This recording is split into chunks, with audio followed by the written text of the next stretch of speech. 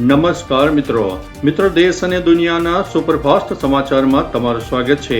સૌથી મોટા સમાચાર સામે આવી રહ્યા છે ગાંધીનગરથી।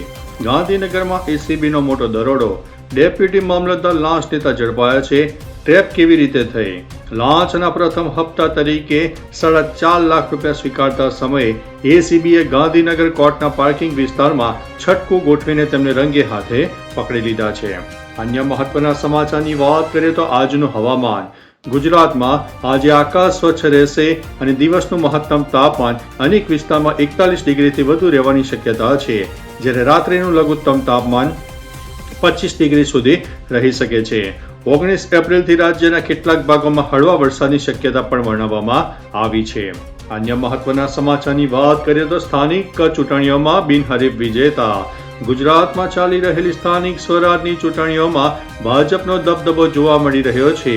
ઊંઝા તાલુકા પંચાયતની 4 બેઠકો અને જોડિયાની પીઠળ બેઠક પર ભાજપના ઉમેદવારો બિનહરીફ જાહેર થયા છે। અન્ય મહત્વના સમાચારની વાત કરીએ તો ખેડા દુષ્કર્મ કેસમાં મોટી કાર્યવાહી કરવામાં આવી છે। ખેડામાં સગીરા પર દુષ્કર્મ આચરવાના મામલે પોલીસે કડક કાર્યવાહી હાથ ધરી છે। આ કેસમાં વિડીયો વાયરલ કરવાની ધમકી આપનાર 9 પૈકી 8 આરોપીઓની ધરપકડ કરી લેવામાં આવી છે। અન્ય મહત્વના સમાચારની વાત કરીએ તો ઇલેક્ટ્રિક વાહનો એટલે કે ઈવી પર ટેક્સમાં છૂટછાટ। ગુજરાત સરકારે ઇલેક્ટ્રિક વાહનોના વપરાશને પ્રોત્સાહન આપવા માટે એક મોટો નિર્ણય લીધો છે। 31 માર્ચ 2026 સુધી ઈવી ખરીદી પર વ્હીકલ ટેક્સમાં 5% છૂટછાટ આપવામાં આવી હતી, એટલે કે હવે વાહન માલિકોએ માત્ર 1% ટેક્સ ચૂકવવો પડશે। અન્ય મહત્વના સમાચારની વાત કરીએ તો હીટ વેવની આગાહી। ગુજરાતમાં ગરમીનો પારો સતત વધી રહ્યો છે। અનેક શહેરોમાં તાપમાન 41 ડિગ્રીથી લઈને 44 ડિગ્રીની આસપાસ પહોંચી ગયું છે। હવામાન વિભાગે રાજ્યના દરિયાકાંઠા વિસ્તારોમાં હોટ અને હ્યુમિડ એટલે કે ગરમ અને ભેજવાળા વાતાવરણની ચેતવણી પણ આપી છે। અન્ય મહત્વના સમાચારની વાત કરીએ તો પર્યાવરણ ચેતવણી। યુએનની હવામાન એજન્સીએ ચેતવણી આપી છે કે પૃથ્વી પર ક્લાઇમેટ ઇમ્બેલેન્સ રેકોર્ડ સ્તરે પહોંચી ગયું છે, જેના કારણે દરિયાઈ જીવોના અસ્તિત્વ ઉપર ખતરો વધી રહ્યો છે। અન્ય મહત્વના સમાચારની વાત કરીએ તો કેન્સર સંશોધનમાં મોટી સફળતા। મેયો ક્લિનિકના વૈજ્ઞાનિકોએ દૂધના નેનો પાર્ટિકલ્સનો ઉપયોગ કરીને જીવલેણ પિત્ત નળીના કેન્સરની સારવાર કરવાની નવી રીત શોધી કાઢી છે। અન્ય મહત્વના સમાચારની વાત કરીએ તો Canada air service suspend. Air કેનેડાએ ઓપરેશનલ કારણોસર ન્યૂયોર્ક અને અન્ય કેટલાક મહત્વના લોકેશનની ફ્લાઇટ્સ કામચલાઉ ધોરણે સ્થગિત કરી દીધી છે। અન્ય મહત્વના સમાચારની વાત કરીએ તો સુદાનમાં માનવીય સંકટ। સુદાનમાં ચાલી રહેલા સંઘર્ષ વચ્ચે માનવીય સહાય માટે વૈશ્વિક સ્તરે $1 અબજ એટલે કે આશરે 10,000 કરોડથી વધુની સહાય આપવાની જાહેરાત કરી છે। અન્ય મહત્વના સમાચારની વાત કરીએ તો યુએસ ઈરાન ટર્મ્સ। પ્રમુખ ટ્રમ્પે જાહેરાત કરી છે કે શાંતિ કરાર હેઠળ ઈરાનના પરમાણુ મથકો પરથી યુરેનિયમનો જથ્થો ખાસ એક્સકેવેટર્સ દ્વારા અમેરિકા ખસેડવામાં આવશે, જો કે ઈરાનના વિદેશ મંત્રાલયે આ વાતનો ઇનકાર કર્યો છે। અન્ય મહત્વના સમાચારની વાત કરીએ તો યમન પર ગંભીર ચેતવણી। સંયુક્ત રાષ્ટ્રના વિદેશ દૂતે સુરક્ષા પરિષદમાં ચેતવણી આપી છે કે યમન ફરી એકવાર પ્રાદેશિક સંઘર્ષની લપેટમાં આવી શકે છે। સીઝ ફાયર એટલે કે યુદ્ધ વિરામના ઉલ્લંઘનને કારણે ત્યાંની શાંતિ પ્રક્રિયા જોખમમાં હોવાનું જણાવાયું છે।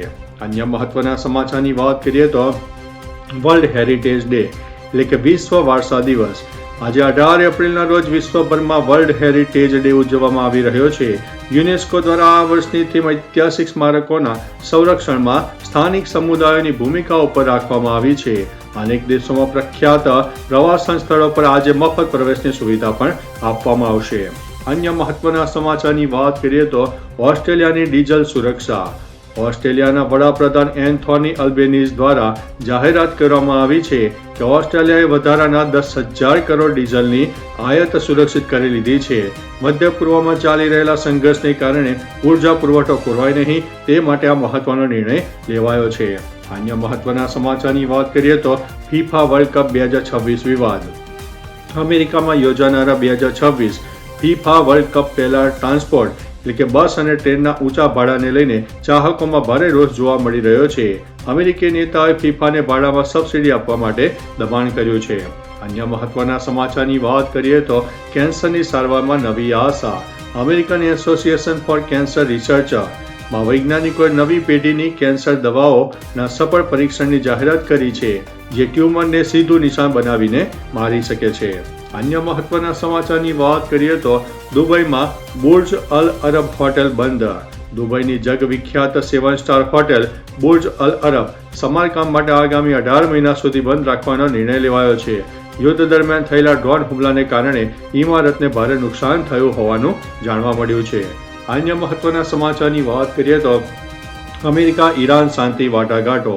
અમેરિકા અને ઈરાન વચ્ચે સંબંધો સુધારવા માટે આગામી સોમવારે પાકિસ્તાન અને ઇસ્લામાબાદમાં એક મહત્વપૂર્ણ બેઠક યોજાવાની શક્યતા છે.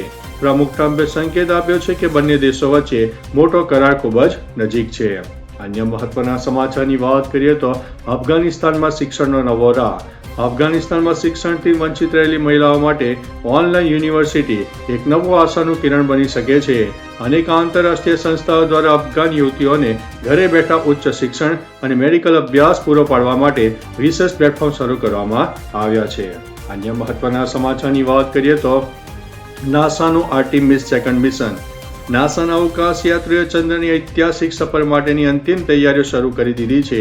આ મિશન હેઠળ અવકાશ યાત્રીઓ પૃથ્વીથી 4 લાખ કિલોમીટર દૂર જઈને માનવ ઇતિહાસનો સૌથી વધુ અંતર કાપવાનો રેકોર્ડ બનાવશે.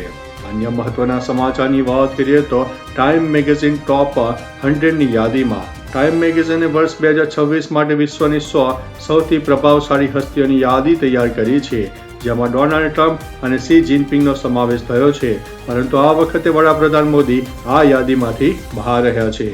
અન્ય મહત્વના સમાચારની વાત કરીએ તો અમેરિકાનો કડક નિર્ણય. અમેરિકાના નાણાપ્રધાન સ્કોટ બેસલ્ટે રશિયન અને ઈરાની તેલની ખરીદી પર ભારત અને અન્ય દેશોને મળેલી છૂટ આગળ લંબાવવાનો ઇનકાર કર્યો છે. આ નિર્ણયથી ભારત માટે ઉર્જા આયાતના મોરચે પડકારો પણ વધી શકે છે. અન્ય મહત્વના સમાચારની વાત કરીએ તો હોર્મુઝ જળમાર્ગ ફરીથી ખુલ્યો. ઈરાન અને ઇઝરાયલ વચ્ચેના યુદ્ધના કારણે લાંબા સમય સુધી બંધ રહેલો હોર્મુઝ જળમાર્ગ એટલે કે ઈરાન દ્વારા સંપૂર્ણપણે ખોલી દેવામાં આવ્યો છે. આ નિર્ણયથી આંતરરાષ્ટ્રીય બજારમાં કાચા તેલની કિંમતોમાં મોટો ઘટાડો જોવા મળ્યો છે. અન્ય મહત્વના સમાચારની વાત કરીએ તો રાષ્ટ્રીય અને આંતરરાષ્ટ્રીય સમાચાર. મહિલા અનામત બિલ. લોકસભામાં મહિલા અનામત સંશોધન બિલ બહુમતી ન મળતા પસાર થવામાં નિષ્ફળ. ભારતીય અર્થતંત્રની વાત કરીએ તો ઝડપી વિકાસ થતાં ભારત વિશ્વના ટોપ 5 અર્થતંત્રોની યાદીમાંથી બહાર થઈને 6થા ક્રમે ગબડ્યું છે. પંજાબ સરકારની જાહેરાતની વાત કરીએ તો જુલાઈથી દલિત મહિલાઓને દર મહિને 1500 રૂપિયાની સહાય મળશે. અમેરિકા અને ઈરાન ડીલની વાત કરીએ તો યુરેનિયમ સોંપવા મુદ્દે ટ્રમ્પ અને ઈરાન વચ્ચે મોટો સોદો થવાની શક્યતા છે. અન્ય મહત્વના સમાચારની વાત કરીએ તો બિનહરીફ વિજેતા. જોડિયાની પીઠળ બેઠક પર ભાજપ બિનહરીફ જાહેર થયા છે. કોંગ્રેસ અને આપે ફોર્મ પરત ખેંચ્યા છે. તો ચાલો મિત્રો, ફરીથી દેશ અને દુનિયાના સુપરફાસ્ટ સમાચાર લઈને મળતા રહીશો. ત્યાં સુધી અમને રજા આપશો. નમસ્તે.